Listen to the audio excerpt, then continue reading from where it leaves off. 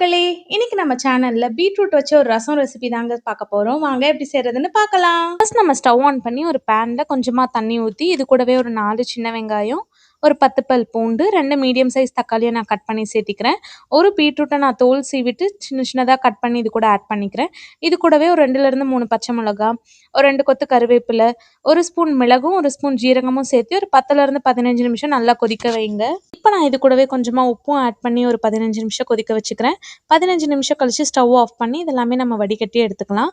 இந்த தண்ணிய கீழ ஊத்திராதீங்க. ஏன்னா இந்த தண்ணிய ஊத்தி தான் லைட்டா நம்ம மிக்ஸியில அரைக்க போறோம். இதெல்லாமே அரைச்சு இது ஒரு பிளெயின் கிளாத்ல நல்லா வடிகட்டி எடுத்துக்கோங்க. லைக் இந்த சாறு மட்டும் இருந்தா நமக்கு போதும். இப்போ அடுத்து ஸ்டவ் ஆன் பண்ணி ஒரு சட்டியில நல்லா கொஞ்சமா எண்ணெய் ஊத்திக்கோங்க. 1 ஸ்பூன் கடுகு ஆட் பண்ணி கடுகு பொரியிற வரைக்கும் வெயிட் பண்ணுங்க. இப்போ நான் 1 ஸ்பூன் வெந்தயமும், ஜீரகமும் பொடி பண்ணி வச்சிருக்கேன். அந்த தூள இது கூட சேர்த்திக்கிறேன்.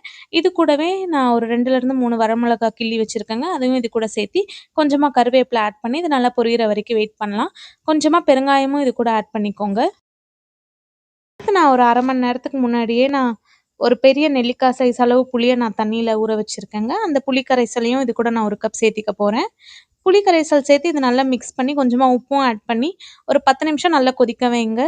அப்பதான் அந்த பச்சை வாசனை எல்லாமே போகும்.